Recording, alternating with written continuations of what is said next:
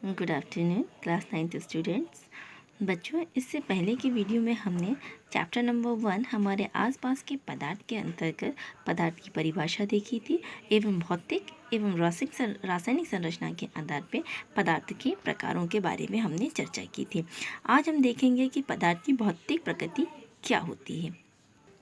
इसके अंतर्गत हम देखें, पहला पॉइंट है कि पदार्थ जो होता है वो छोटे छोटे से कणों से मिलकर बना होता है। सेकंड पॉइंट ये कहता है कि पदार्थ के जो कण होते हैं वो निरंतर गतिशील होते हैं।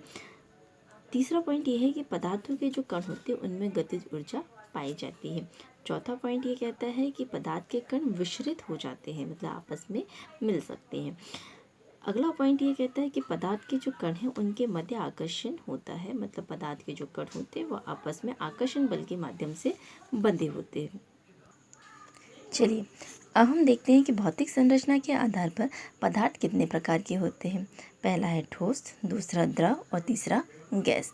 ठोस की अगर हम बात करें तो इसमें जो कण होते हैं वो काफ़ी पास पास होते हैं, द्रव में थोड़ी दूर होते हैं और गैस में बहुत ज़्यादा दूर होते हैं। सबसे पहले हम चर्चा करते हैं ठोसों के गुण के बारे में। पहला गुण है कि जो आपके ठोस होते हैं उनका आकार और जो सीमाएं होती हैं वो स्पष्ट होती हैं। आकार निश्चित होता है और सीमाएं कैसी होती हैं, स्पष्ट होती है। इनका आकार बदलता नहीं है। इसके अलावा आपके जो ठोस पदार्थ होते हैं उनका आयतन भी निश्चित होता है, आकार भी निश्चित होता है और आयतन भी निश्चित होता है। ठोस पदार्थों में नगण्य संपीड़नता होती है। संपीड़नता का मतलब दबाना, तो हम ठोसों को नहीं दबा सकते, इसलिए इनकी संपीड़नता कैसी होती है, नगण्य होती है। ठोस पदार्थ दृढ़ होते हैं, इसलिए इनका आकार नहीं बदलता। ठीक है। अगला पॉइंट है कि ठोसों में विसरण होता है लेकिन बहुत ही कम दर पे, मतलब ठोसों में विसरण की क्रिया तो होगी लेकिन इनकी दर काफ़ी कम होती है। द्रवों की अगर हम बात करें तो द्रवों का आकार निश्चित नहीं होता। आप द्रव को जिस भी बर्तन में डालोगे वो उसका आकार ले लेता है, लेकिन इनका आयतन स्थिर होता है।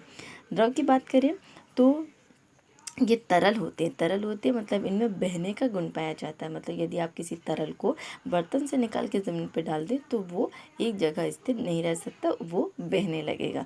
बहने के कारण ये दृढ़ नहीं होते। ठीक है।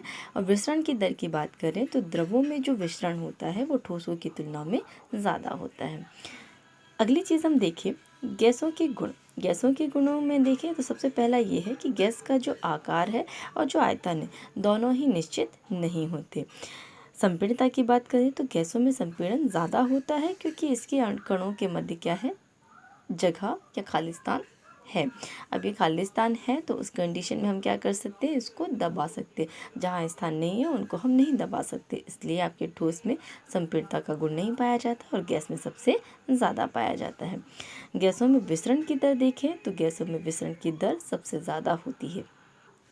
अगला पॉइंट है कि गैसों को जिस बर्तन में रखा जाता है वो उसकी दीवार पर दबाव डालते हैं। गैस के जो कण होते हैं उसे जिस बर्तन में रखा जाता है, गैस के कण क्या करते हैं, उस बर्तन की चारों तरफ की दीवार जो होती है उस पर दबाव डालते हैं। अगला है, हम देखें कि अवस्था में परिवर्तन, मतलब जो आपकी 3 अवस्थाएं हैं, ठोस, द्रव और गैस, उनको आपस में अंतर परिवर्तित कैसे किया जाता है। मतलब ठोस का द्रव में बदलना, द्रव का ठोस में बदलना, द्रव का गैस में बदलना और गैस का फिर वापस द्रव में बदलना, ये कैसे होता है। चलिए सबसे पहले हम देखेंगे ठोस से द्रव अवस्था में परिवर्तन। ठीक है। ठोस से द्रव अवस्था में परिवर्तन को समझने के लिए हमको गलनांक को समझना होगा। गलनांक क्या चीज़ होती है, गलनांक वह न्यूनतम ताप है जिस पर कोई ठोस पिघलकर द्रव बन जाता है। ठोस जिस ताप पर पिघल कर द्रव में परिवर्तित हो जाता है उस ताप को हम उस पदार्थ का क्या कहते हैं, गलनांक कहते हैं। ठीक है। ये जो गलनांक होता है हर पदार्थ का अलग अलग होता है।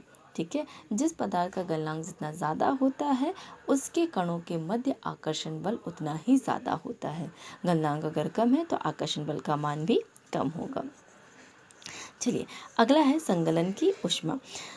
इसके लिए हमको एक उदाहरण लेना होगा कि हमको फ्रिज में से बर्फ़ को बाहर निकालना है। ठीक है। और जैसे ही आपकी बर्फ़ पिघलने लगे उस टाइम पे हमको उसका टेम्परेचर नोट करना है। ठीक। अब बीच में जब आपकी बर्फ़ पिघल रही है उस टाइम भी आप उसका टेम्परेचर नोट करिए, और जब आपकी बर्फ़ पूरी तरीके से पिघल गई है तब उसका आप टेम्परेचर नोट करें।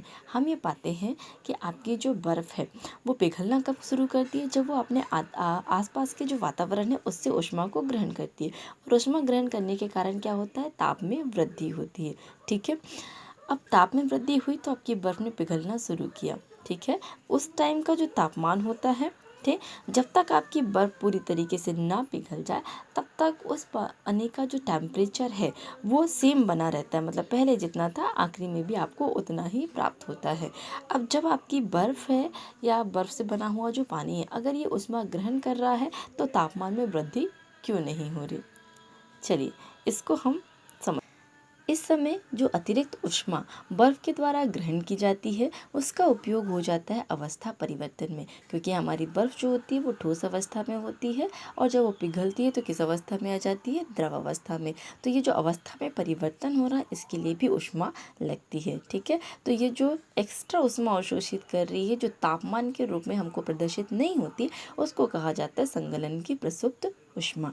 ठीक है, अब हम जो आपकी संगलन की प्रसुप्त ऊष्मा है उसको परिभाषित करते हैं कि गलनांक पर टेम्परेचर कहाँ होना चाहिए, गलनांक पर होना चाहिए, और वायुमंडलीय दाब पर 1 किलो ठोस पदार्थ को द्रव में परिवर्तित करने के लिए जितनी एक्स्ट्रा ऊर्जा देनी पड़ती है, जितनी भी आवश्यक गर्मी या ऊर्जा देनी पड़ती है, उसको हम कहते हैं संगलन की प्रसुप्त ऊष्मा।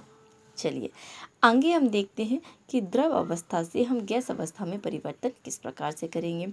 इसके लिए आपको क्वथनांक को समझना होगा। क्वथनांक क्या चीज़ होती है, वह तापमान जिस पर एक द्रव उबलना शुरू करता है उसको हम कहते हैं क्वथनांक।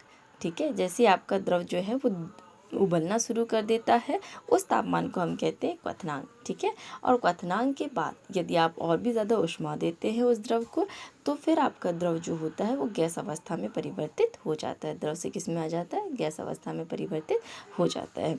चलिए अगली चीज़ है वाष्पीकरण की गुप्त ऊष्मा। ठीक, तो यहाँ भी ऊष्मा जो होती है गुप्त होती है, छुपी हुई होती है, वो तापमान के रूप में आपको दिखाई नहीं देती। ठीक, तो क्वथनांक पर, ठीक है, आपका द्रव क्या है अपनी क्वथनांक पे, जैसे पानी जो है वो कब उबलना शुरू करता है 100 डिग्री सेंटीग्रेड पे, तो उसका क्वथनांक क्या होगा 100 डिग्री सेंटीग्रेड पे। तो पानी को हमको क्या करना है 100 डिग्री सेंटीग्रेड पर ही लेना है, और एक नॉर्मल वायुमंडलीय दाब पर 1 किलो द्रव, मतलब आपका जो पानी है वो 1 किलो होगा, उसको पूरी रूप से गैस में बदलने के लिए जितनी ऊष्मा लगेगी उसको हम कहेंगे वाष्पीकरण की गुप्त ऊष्मा। मतलब 100 डिग्री सेंटीग्रेड से ऊपर आप पानी को और भी ज़्यादा ऊष्मा देते हो तो पानी का ताप नहीं बढ़ता, वो किस में यूज़ हो जाता है, पानी को भाप में बदलने में या गैस अवस्था में परिवर्तित करने में। ठीक है, तो इस प्रकार की जो ऊष्मा होती है इसको कहा जाता है वाष्पीकरण की गुप्त ऊष्मा। अगली चीज़ हम देखें ठोसों से गैस में परिवर्तन, मतलब आपका जो ठोस पदार्थ है वो द्रव में परिवर्तित ना होकर सीधे किस में आ जाएगा, गैस अवस्था में आ जाएगा। इसके लिए टर्म यूज़ होती है ऊर्ध्वपातन। ऊर्ध्वपातन वह प्रोसेस होती है जिसमें ठोस पदार्थ सीधे, आपका जो पदार्थ होगा वो क्या होगा, सीधे ही गैस अवस्था में परिवर्तित हो जाता है। जैसे कपूर है, इसको जब हम गर्म करते हैं तो ये सीधे किस में बदल जाता है, वाष्प अवस्था या गैस में परिवर्तित हो जाता है। अगला हम देखें गैस अवस्था से ठोस अवस्था में परिवर्तन। ठीक है, इसके लिए हमें टर्म देखनी पड़ेगी निक्षेपण। ठीक, जब कोई पदार्थ गैस अवस्था से सीधे ठोस अवस्था में परिवर्तित हो जाए तो इस रूपांतरण को हम कहते हैं निक्षेपण। गैस से सीधे ठोस में, मतलब गैस के बाद द्रव अवस्था नहीं आएगी, सीधे क्या आ जाएगी, ठोस अवस्था आ जाएगी, तो इसको क्या कहा जाता है, निक्षेपण। अब हम देखें दाब का प्रभाव। दाब या दबाव या प्रेशर की बात की जा रही है। ठीक, तो बेसिकली आपका जो प्रेशर है ये काम करता है गैसेस के ऊपर मेन रूप से। ठीक, तो जब हम क्या करें कि प्रेशर को बढ़ाएं और साथ में तापमान को कम करें, प्रेशर बढ़ाएंगे किसी भी गैस का, हम क्या करेंगे प्रेशर बढ़ाएंगे और तापमान कम करेंगे, तो उस कंडीशन में आपकी जो गैसेस होती है वो द्रव अवस्था में परिवर्तित हो जाती हैं। ठीक है, यदि आप दाब को और अधिक बढ़ाते हैं और तापमान को और भी ज़्यादा कम करते हैं तो उस कंडीशन में आपकी जो गैसेस होती है वो सीधे ठोस अवस्था में आ जाएंगी, गैस से सीधे किस में आ जाती है, ठोस अवस्था में परिवर्तित हो जाती हैं। ठीक, तो ये था आपका दाब का प्रभाव गैसों के ऊपर। अगला पॉइंट है वाष्पीकरण। ठीक, हमने देखा है क्वथनांक, क्वथनांक मतलब जिस पे द्रव क्या होता है उबलना शुरू करता है और उसके बाद वाष्प में परिवर्तित होता है। ठीक, तो क्वथनांक के नीचे ताप पर मतलब आपका जो द्रव है वो क्वथनांक तक, उसका जो तापमान है वो क्वथनांक तक नहीं पहुंचेगा, उससे नीचे ही ताप पर आपका द्रव यदि वाष्प में परिवर्तित हो जाए तो इस घटना को हम कहते हैं वाष्पीकरण। ठीक है, मतलब किसी द्रव का जो तापमान है यदि क्वथनांक तक नहीं पहुंचता और उससे पहले ही वो क्या हो जाता है, वाष्प में परिवर्तित हो जाता है, तो इस घटना को हम कहते हैं वाष्पीकरण। वाष्पीकरण को प्रभावित करने वाले कारक में देखें, सबसे पहला सतह क्षेत्र। यदि आप सतह क्षेत्र या क्षेत्रफल को बढ़ाते हैं तो उस कंडीशन में वाष्पीकरण की दर अधिक होती है। ठीक है, जैसे मान लीजिए आपने एक गिलास में पानी रखा है, आप उसको बाहर रख दीजिए, धूप में रख दीजिए, वो वाष्प बन के उड़ेगा। ठीक, लेकिन यदि आप उस पानी को एक बड़े से कहना चाहिए टब में रख दें आप, या किसी बीकर में डाल दें, तो वो जल्दी वाष्पित हो जाता है, वो जल्दी वाष्प बन के उड़ जाता है। मतलब क्षेत्रफल में हम वृद्धि करते हैं तो उस कंडीशन में वाष्पीकरण की दर में भी वृद्धि हो जाती है। तापमान की हम बात करें तो तापमान बढ़ाने पे क्या होता है कि जो आपके पदार्थ के कण होते हैं उनकी गतिज ऊर्जा बढ़ जाती है, और गतिज ऊर्जा बढ़ेगी तो वाष्पीकरण की दर भी तेज हो जाएगी। आर्द्रता की बात करें, आर्द्रता जब होती है वातावरण में तो उस कंडीशन में क्या होता है, आपके वातावरण में ऑलरेडी जलवाष्प होती है। अब चूँकि वाष्पीकरण में भी क्या बन रहा है, जलवाष्प बन रहा है, और वातावरण में भी पहले से जलवाष्प है, तो चूँकि जलवाष्प पहले से है तो आपके पास आपकी जो वाष्पीकरण की प्रोसेस है उसमें बनने वाली जो जलवाष्प है उसके लिए जगह नहीं होगी तो उस कंडीशन में वाष्पीकरण की दर कैसी हो जाएगी, कम हो जाती है। चलिए अगला पॉइंट है हवा की गति। ठीक है, हवा के चलने के कारण क्या होता है कि जो वाष्पित जल होता है वो दूर चला जाता है। ठीक, अभी यदि द्रव की सतह के ऊपर जो वाष्पित जल है वहाँ से क्या हुआ है कि वाष्प उड़ के चली गई है, तो जो वाष्पित होने वाला जल है उसको स्थान मिल जाता है, इसलिए जैसे हवा चलती है उसके साथ साथ आपकी वाष्पीकरण की दर भी बढ़ जाती है। अब हम देखें कि वाष्पीकरण के कारण शीतलता, वाष्पीकरण के कारण शीतलता इसलिए होती है क्योंकि जब द्रव जो है वो सतह से वाष्पित होता है तो उस कंडीशन में वो जो ऊर्जा है, वाष्पन के लिए जो ऊर्जा है वो क्या करता है, आसपास के वातावरण से ही प्राप्त करता है। और यदि किसी चीज़ से ऊर्जा ली जाती है तो उस कंडीशन में ठंडक महसूस होती है, यदि ऊर्जा दी जाती है तो गर्मी लगती है, ऊर्जा ली जाती है तो ठंडक महसूस होती है। इसलिए जब भी वाष्पीकरण की प्रोसेस होगी तो उस कंडीशन में आपको क्या महसूस होगा, शीतलता का अनुभव होगा।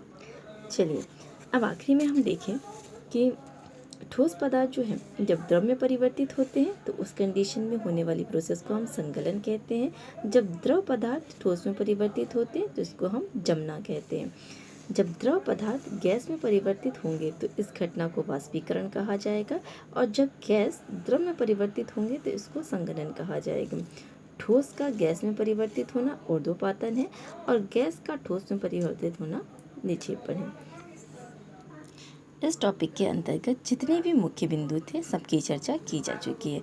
आप ध्यान से इस वीडियो को देखिए, पिक्स में जो भी आपके मैटर्स दिए गए हैं उनको अपनी कॉपी में नोट करें और याद करें।